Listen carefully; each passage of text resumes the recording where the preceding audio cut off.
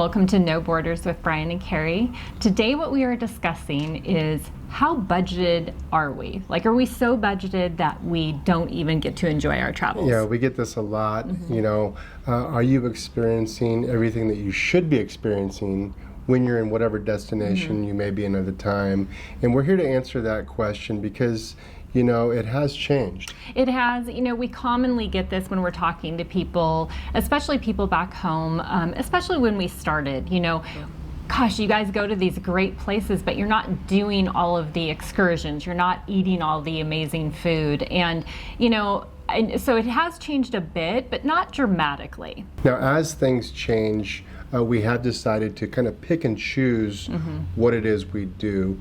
We still are not on vacation. We don't do everything that's possible in any one location, but we do kind of pick those excursions or those meals out accordingly. Yeah, and I think at the end of the month when we've stayed in a place, or just even the amount of period we've stayed in a location, we never feel like we are missing out. I think to an outsider looking in, sometimes people ask, well, you didn't go to this place, this church, this castle or whatever, and they think that is so odd.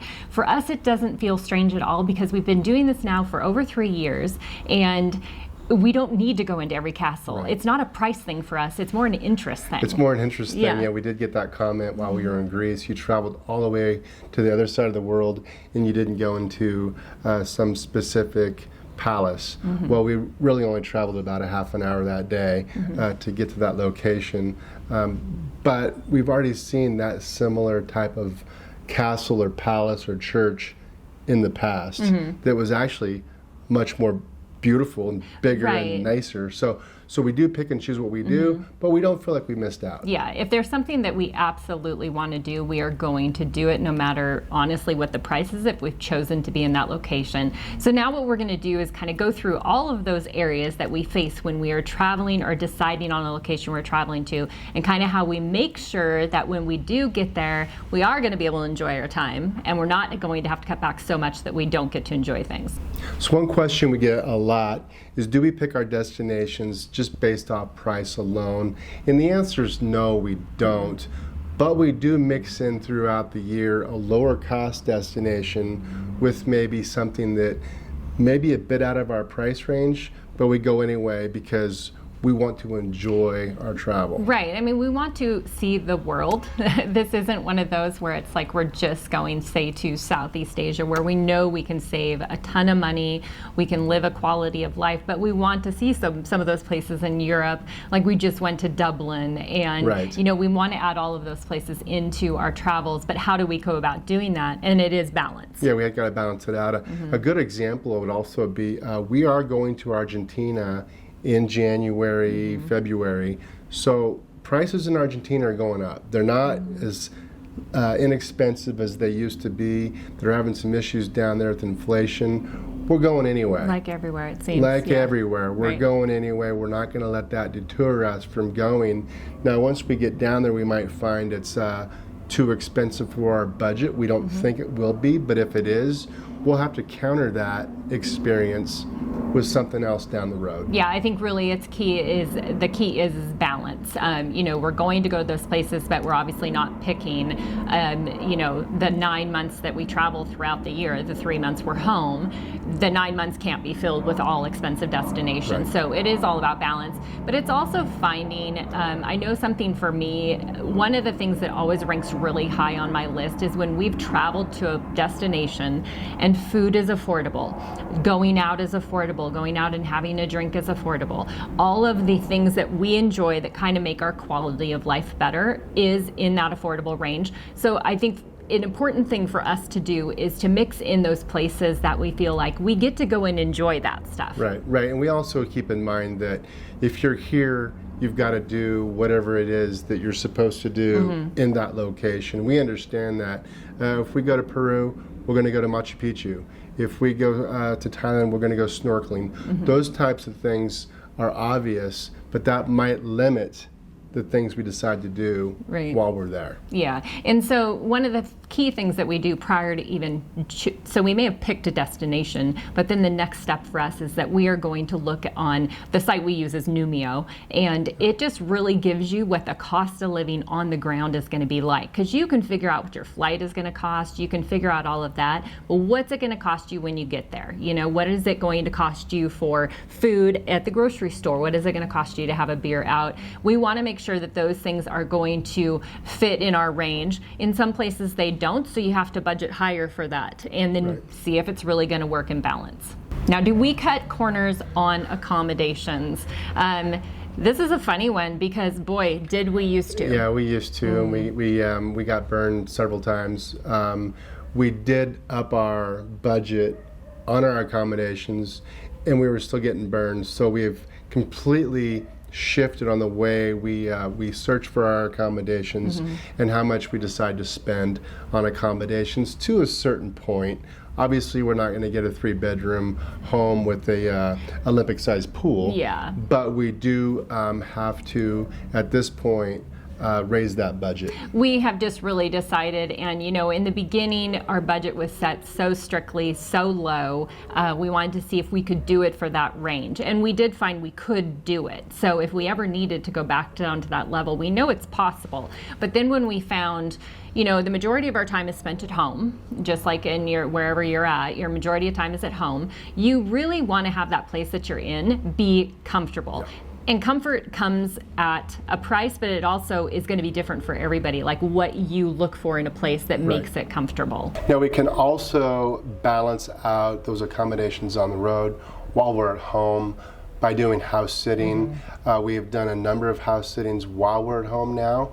We are going to start doing those on the roads. We had an opportunity to do one here in Mexico. Yeah. The dates didn't quite line up. We've had multiple opportunities actually while we've been on the road, and we'll kind of cover that in another video at another point. But you know, there are ways to really eliminate your costs of accommodations altogether for the most part if you have the availability and kind of the flexibility to kind of move around your calendar a little bit. There are house sits everywhere, and we're speaking in Mexico right now. That's where we're located. So yeah, that has been something we've been able to actually save a lot of money. When I just mentioned we've been home, we're home for 3 months out of the year.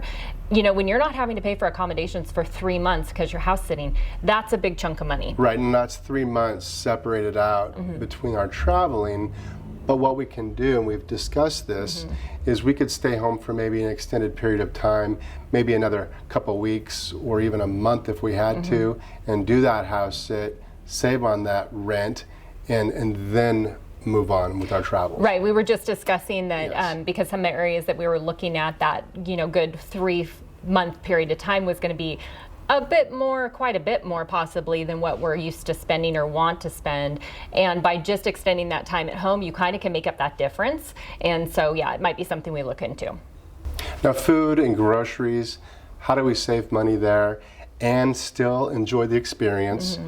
You can still eat out. You can still go do those things. If there's mole that you need to eat while you're in Mexico or pad thai while you're in Thailand, do those things. Just make sure you're staying within that budget by offsetting it by going to the grocery store and cooking at home. Yeah, and that is probably the biggest way that we do save money. And I get that that's not for everybody, but there are still ways to kind of eliminate or kind of cut those costs back. Yeah. You know, you don't have to cook every meal in, but maybe instead get off the beaten path, stay out of the touristy area, head to some of those mom and pop places, or also do street food, which is something that we've really enjoyed doing, especially in Thailand. I mean, that's kind of all you're eating. Is right, you know, food. We're in Oaxaca right now, so you've got to have mezcal. You've got to experience mezcal, you've got to taste it. You can do a tasting, you can pay for that excursion if you'd like to, if that's in your budget, if that's something you want to do, great, you're here. Or you could go to the liquor store and buy yourself a bottle and save money.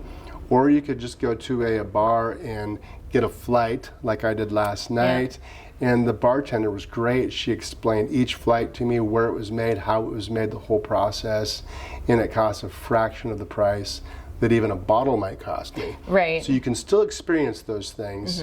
You just find ways to do it for a lot less. Well, and for us, I think it's very much picking and choosing what is important. Right. So here we have been eating out one meal a day. Almost all, I would say 90% of the time, we're having one meal out a day. Yes. The meals here and the food here are heavier, so one meal out and then a breakfast at home and maybe a little snack is more than enough food for us. But by just having our breakfast in, we're cutting way back. By having our coffee at home, we're cutting way back. So then that just one meal out a day has still stayed very much within our budget. So we're able to enjoy life. We're not eliminating and not being able to eat out, which I think a lot of people picture that we just never eat out, we never drink out. Yeah, well, they know we drink out. They know we drink out, Yeah. but eating out, we get it a lot. We get excursions. Do you guys do anything while you're there? Well, that's what this video is about, is just kind of explaining our process, what we pick, what we don't pick, and how we go about it. And how you can then work that into what's going to work for you. The areas you're willing to cut back and the areas you're not willing to cut back. So for us, we're not really willing to cut back in the accommodation area, but you may be like, hey, I could care less. We can stay at a hostel because we want to eat out. So it's just finding what's going to work for you. Now, how do we stay on track for our transportation budget? We do have a budget every year. We kind of now have that budget around $6,000 for both of us for all of our transportation costs. We are able to typically stay within that. And how do we do it? One of the key ways we do it, because we've had a lot of people, that are, they want to fly business class or first class. Good on you if that's where you want to spend your money, or maybe it's your points. For us, we're fine flying economy. It's more important for us to have good connections, short layovers. Those are the more important thing. We can handle the not much leg room. We can put up with a 12 to 14 hour flight in the middle. We each got the middle seat. That was by mistake. That was by mistake. The sweet gal at the counter said she put us each on the aisle, and she must have read the seating chart wrong or something, I don't know, but I was in the middle with two gentlemen on each side of me. Fortunately, I was able to squeeze in just fine. Yeah, we did okay. Yeah, we did okay. It was a long 12 hours, but it saved us a lot of money. It does, and that is, so we'll choose economy, but we will typically pay the extra money to pick our seats because we both like to be aisle, so we'll do aisle, so across from each other. But in this one, for whatever reasons, the system was down. We couldn't pick our seats prior to getting to the airport, so there was just a problem there. But typically we do pay that little extra because it's like $30-some. Yeah. But as far as saving on transportation, that's where we save. That's where we save the biggest amount of money by flying economy, but then we do also save money in other areas by taking buses and trains. There have been a number of times where we could have flown to a destination, spent a few dollars more, and gotten there a couple hours sooner. By the time you get to the airport, go through the hassle of the airport, get on the plane, the whole thing that we all know what airports are involved with.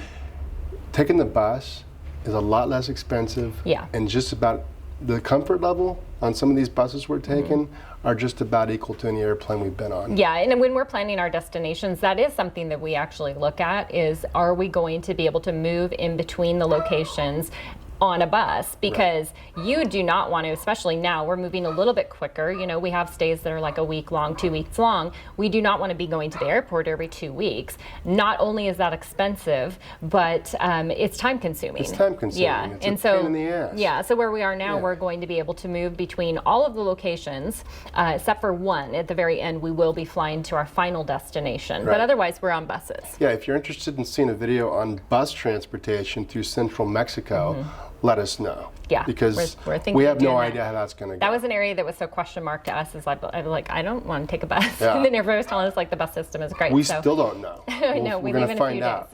Okay, back to the flights for just a second, because this is where Carrie is really good. This is where I have no involvement at all. I have involvement in about everything except for booking the flights.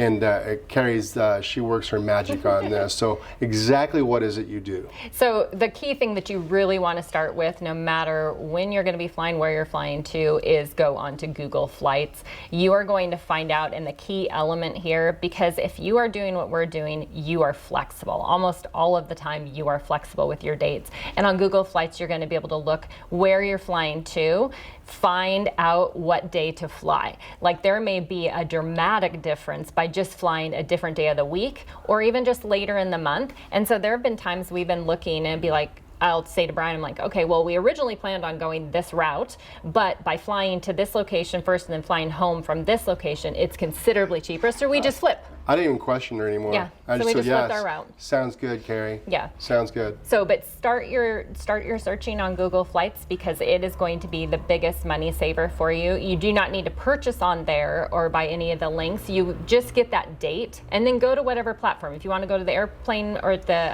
airline platform, then do that. Or if you want to do Expedia, whatever you're comfortable with, but start your search there.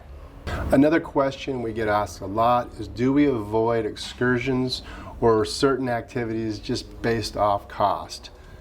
No, we don't. No. To a point, we do not. Yeah, I mean, when we look at a place and we're like, oh, we want to go to, say, this location, but then we look at that location and there's all these really cool excursions that we know we don't want to go there without doing. Right. Are we going to still want to be there if we can't go do those excursions? And the answer then is no. So I would say that when we are searching for a place, we look and see, prior to deciding to go, what are the excursions and the things we're going to want to see. Now, this is something that has changed over time. There are things that we decided not to do in the beginning of our travels, simply because, well, we didn't want to spend money on that. Gosh, we kind of want to do it, but we just had to go to the dentist for an emergency dental filling. And so we didn't do this. But that was early on. That's when we were trying to navigate what it was that we could afford exactly. Right. So things have changed in that area quite a bit. But there are limitations. There are, yeah. I mean, we still absolutely are looking at a place. For instance, we obviously are not going to go to the Serengeti and not go on a safari. You know, I mean, what's the point, right? So we look at places and we are going to decide. We knew when we went into Florence and went into Italy, we wanted to do a day trip into Tuscany and see the countryside and stuff. So. And do wine tastings. I mean, that's what you're supposed to do when you go to Tuscany. That's something you have to do. So we did it no matter the cost. Now, we did look at the options and pick the one that was within our budget, but it was something that we knew we were going to have to do. Yeah. Now, one of the things where you can absolutely save money, and a way that we save money a lot, is there are always free things to do wherever you are traveling to. Our number one thing that we enjoy as full-time travelers is getting into a city and just truly enjoying the city you're in by walking around, exploring those back streets, exploring all of the area around, and just really taking in here especially the colors, the architecture, the markets, all the different foods and the street carts, and just kind of taking it all in. Yeah, just the noise, the atmosphere, and that's vibe. Free to do. Yeah, that's free. That doesn't cost you anything. That's the best price. Now, that also allows you, you do that 2 or 3 days in a row, you can buy yourself a hat, you can buy yourself a skirt that Carrie got. Those are the things that we can offset our expenses by doing things for free. Yeah. Now, you can also just make sure, like online, if you just Google search free things to do, for instance, where we are right now, Oaxaca, Mexico, it's going to come up with all the free options of things to do. There might be parks to go to. There could be free walking tours that you could go on to, which, the free walking tours, they are free, but there's a tip, there's a suggested tip at the end. Obviously, somebody's taking their time to show you around, but it's a very minimal cost to spend the time and get a lot of information where you're at. There's always festivals and events and things going on. We've found some really cool events going on at parks, which are free. There's music and just all kinds of stuff. We got a couple of events coming up here while we're in Mexico that we're really excited for. We didn't really plan these things, but they're going to be free and they're going to be epic. Another area that really can get you off track on budget is maybe deciding to take way too much stuff with you. Being a minimalist traveler has saved us tremendously. We put the money into the gear that we are carrying, so that's important because, we've had our bags, our suitcases now, which we absolutely love, for now 2.5 years. Right. And they are going strong. I mean, a good thing, because they have a lifetime warranty. So even if they're not, we're going to get it replaced. So make sure and get good gear, but then also cut down what you're taking with you, because carrying so much stuff, you're going to spend money checking those bags. Right. And, I just bought a new backpack because the one I was using, I didn't buy it for travel, but I used it for 3 years, and it was worn out. It was done. It was too small. It wasn't really meant for what I was using it for, but it was working. Well, I upgraded. I got a new bag. We'll cover that in a different video. I got more organized. I got new clothes. Well, now the thing about all of that I just mentioned, I won't have to do again for another 3 years. Right. You know, I mean, clothes, yes, but well, not maybe, the gear, maybe. Yeah. Maybe. Yeah.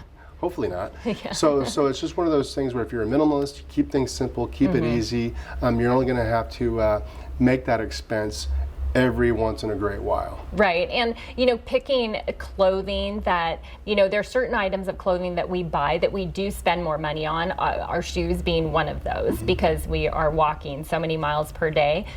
Spend the money up front on some of those items that then you don't have to replace them for a good year and a half possibly, instead of having to constantly be replacing things while you're on the road, which really can then start to add up. Well, 3 pairs of shoes is going to cost the same as 1 pair of shoes. Exactly. Yeah. So just put the focus, good gear, take a lot less than you first I think that you're going to need, a lot less, because you're going to realize very quickly you're taking way too much. Just be minimalist. Now, we got a comment just yesterday. A gentleman said, wow, you guys spend a lot less money than I do. I don't manage my money very well. Well, we do. We do our best anyway. Yeah. Carrie keeps me on track with her apps.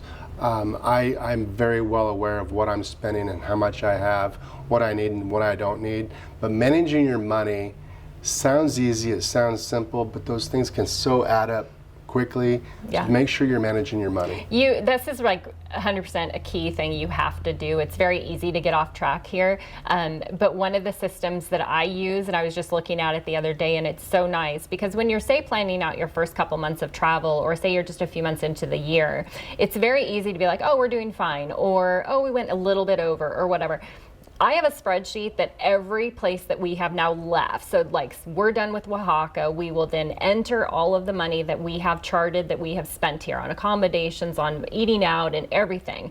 And it keeps a running total for the entire year. And this is where our balancing for the year comes into play, because we can look at that spreadsheet and be like, wow, we've gone above and beyond in this. Right. And so now we need to look at bringing it back down. And that might veer us off to a whole different location than what we were planning, but we need to bring those costs down. We need to bring them down. And just a side note, we will be doing a video about those costs coming up here in a few weeks, because we think it's important. We think it's something that you want to know how it compares. You're going to see our videos, then you're going to see the cost breakdown, and it also keeps us on track.